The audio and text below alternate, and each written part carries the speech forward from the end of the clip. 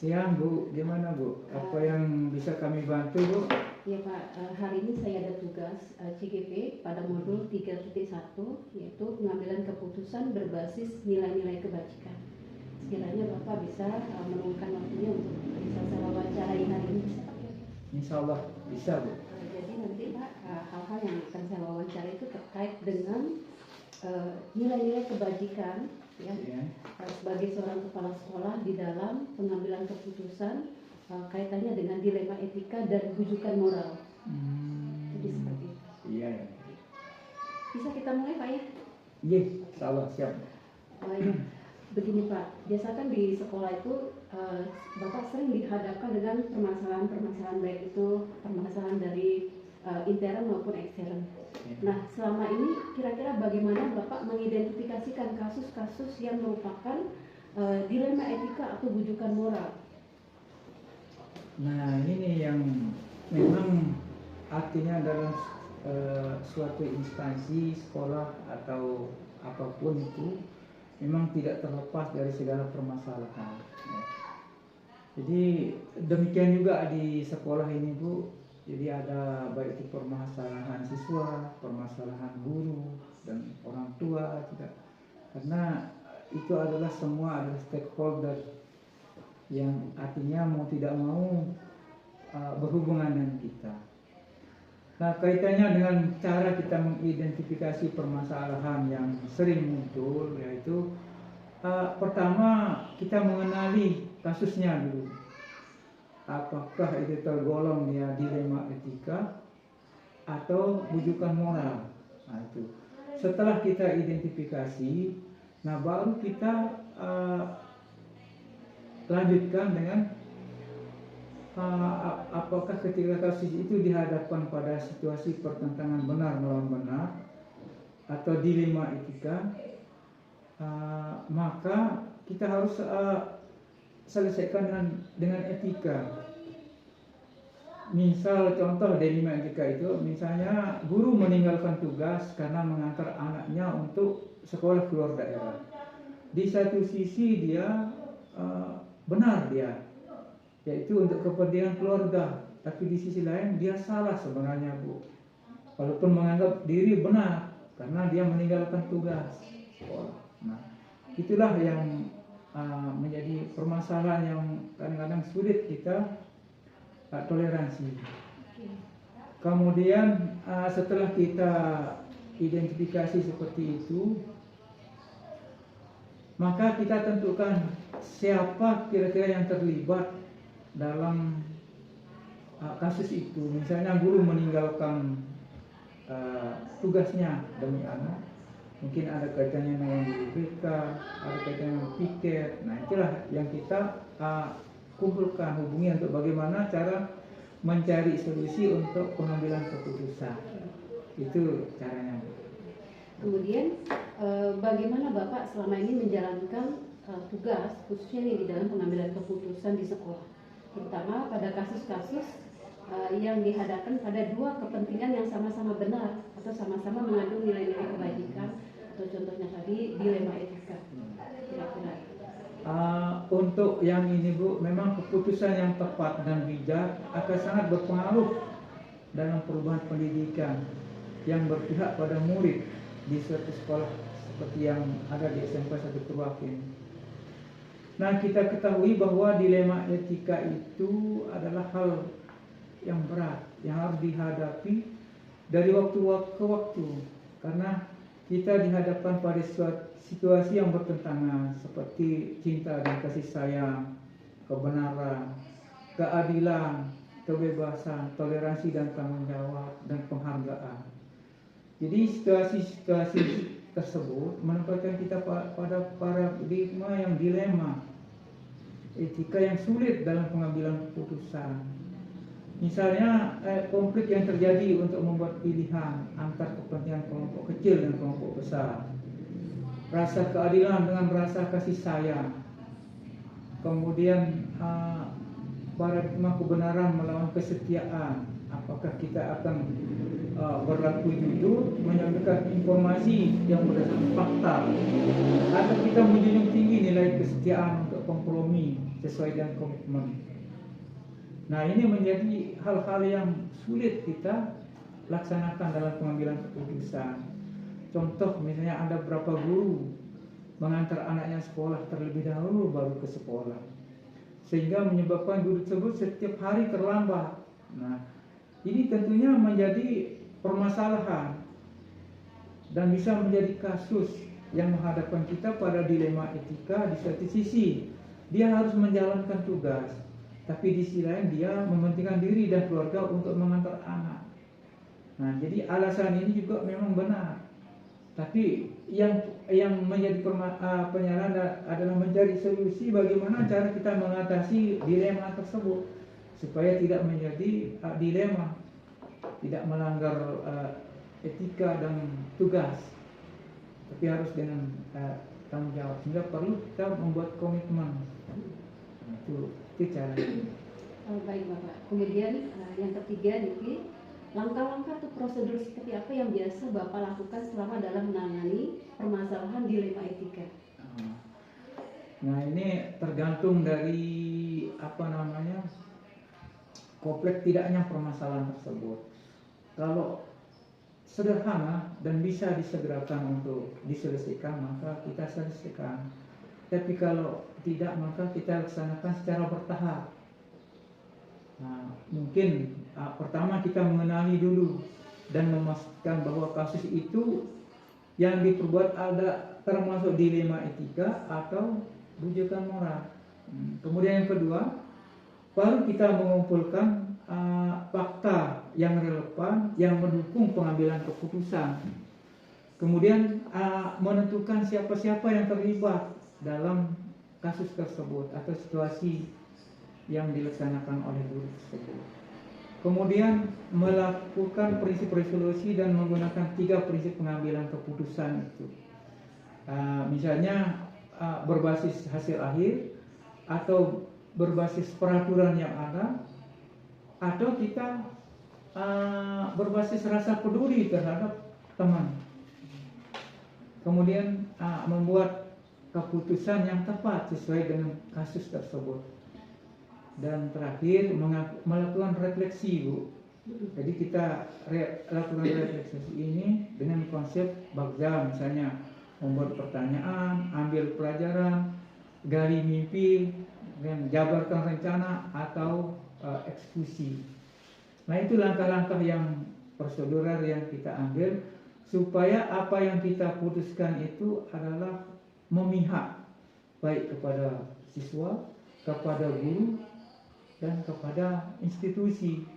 Jadi tidak ada yang merasa dirugikan. Nah, itulah yang kadang-kadang kita buat seperti itu. Luar biasa, Pak.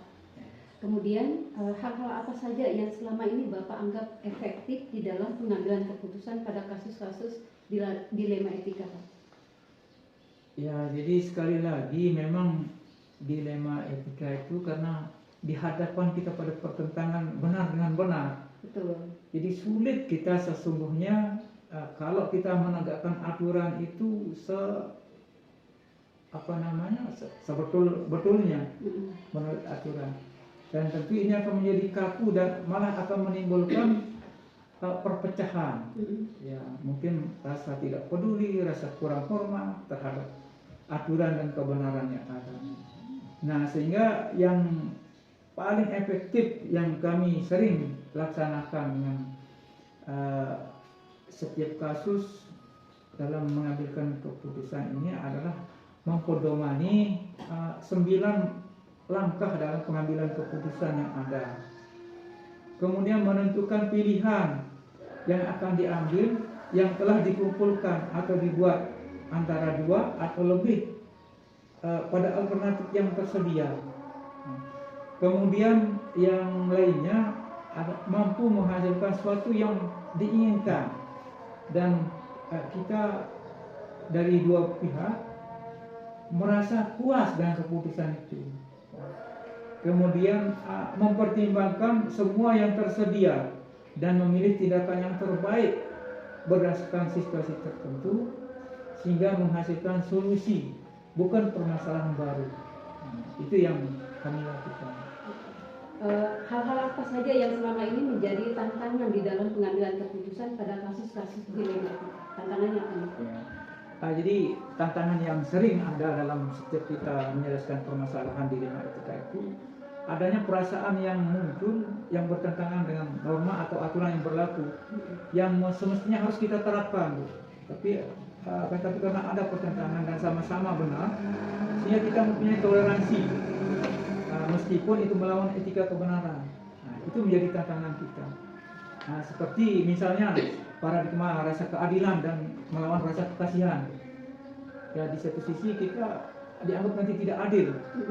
Nah, tapi di sisi lain juga ada perasaan kasihan kita terhadap teman itu misalnya.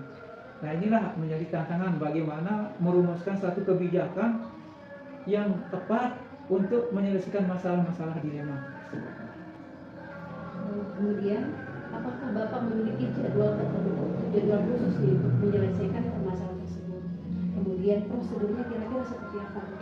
Ketika ada misalnya ada terjadi kasus dilema etika di sekolah, seperti apa kira-kira Bapak menjadikan prosedurnya untuk menjadwalkan untuk bisa menyelesaikan masalah tersebut? Baik. Jadi kalau dia itu kasusnya sederhana dan biasa, tidak menimbulkan dampak yang besar, maka kita langsung memanggil, kemudian menyelesaikan segera. Nah, kemudian apabila itu dapat diselesaikan langsung, maka kita atur dengan membuat komitmen. Nah, sehingga konsepnya di sini lebih cepat, lebih baik supaya tidak berlarut-larut. Nah, kemudian kalau dia kompleksnya permasalahannya etika dilema yang ditimbulkan itu kompleks, maka kita tidak bisa diselesaikan dalam satu waktu. Jadi kita menjadwalkan pertemuan, Bu. Mungkin kita kolaborasi dengan teman sejawat atau teman yang bisa didengar oleh yang bersangkutan. Bahkan kita kadang-kadang referral ke atasan kita, itu misalnya kasih PTK atau KCD, supaya permasalahannya itu bisa selesai. Nah, jadi kita menggunakan penjadwalan untuk pertemuan ini, sehingga betul-betul nanti merasa puas, tidak ada yang merasa dirugikan atau terzalimi. Jadi itu yang kita lakukan untuk penyelesaian masalah dilema etika ini. Nah ini Pak, kemudian adakah seseorang atau faktor-faktor apa saja yang selama ini mempermudah atau membantu Bapak dalam mengambil keputusan? Apakah ada yang Bapak libatkan? Oh ya, jadi pertama, jadi ini yang mempermudah dalam penyelesaian kasus dan pengambilan keputusan itu, pertama dari intern guru yang berkasus itu. Misalnya guru tersebut jujur dan terbuka dengan apa adanya kasus yang menyebabkan dia seperti yang saya contohkan tadi sering terlambat. Kemudian komunikasinya santun dan cepat memahami, sehingga solusi yang kita tawarkan dia bisa terima. Kemudian guru yang bersangkutan komitmen untuk melakukan perubahan ke arah yang lebih baik sesuai kesepakatan bersama yang kita tentukan melalui satu keputusan. Nah, itu yang mempermudah dari intern si pelaku. Kemudian bisa juga kalau kita direspon cepat, misalnya kita referral kasusnya tidak bisa selesaikan di sekolah, lalu kita ajukan dan laporkan ke dinas terkait, misalnya atasan kita KCD, cepat direspon sehingga permasalahan cepat diselesaikan. Nah, itu mempermudah bagi kami menyelesaikan kasus-kasus dilema etika yang ada di sekolah. Baik nih Pak, pertanyaan terakhir. Kira-kira dari semua hal yang sudah Bapak sampaikan tadi, pembelajaran apa nih yang bisa Bapak petik dari pengalaman Bapak mengambil keputusan dilema etika? Ya, jadi sepanjang saya bertugas di sini dalam menyelesaikan dilema etika yang ada, baik itu pada siswa kami, guru kami, maupun staf-staf TU kami yang ada kiranya berkaitan dengan dilema etika. Jadi pelajaran yang bisa saya ambil bahwa memang menyelesaikan kasus dilema etika itu jauh lebih sulit ketimbang menyelesaikan kasus bujukan moral. Karena kalau bujukan moral itu lebih mudah karena mempertentangkan benar dengan salah, sehingga ada rujukan kita untuk penyelesaiannya. Ya, misalnya aturan yang ada, kemudian disiplin yang ada, Nah itu dan komitmen yang kita buat bersama, itulah menjadi pedoman kita untuk saling mengingatkan. Nah, kemudian yang kedua dari pelajaran yang bisa kita ambil bahwa dalam pengambilan keputusan di Dilema Etika ternyata sering tidak bisa diselesaikan dalam satu waktu. Jadi perlu penjadwalan sehingga kadang-kadang menyita waktu untuk menyelesaikan permasalahan satu orang guru.